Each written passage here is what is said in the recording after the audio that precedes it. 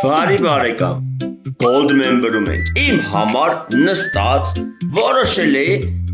սովետական զարտերի քոքը տալ, կտրտել, ծվիկ անել, մեկ էլ ներքին ձայնս հուշեց, ասեց, հոպ, կանգնիր, որտեղ դու կաս, և տուր ևս մեկ հնարավորություն, միգուցե վաղը ինչ-որ մի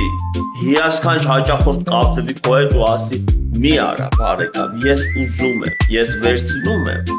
ու դու սիրով առաջարկես նրանց, մինչև վաղը իրանք դեռ լինելու են վաճառքի, ցույց եմ տալիս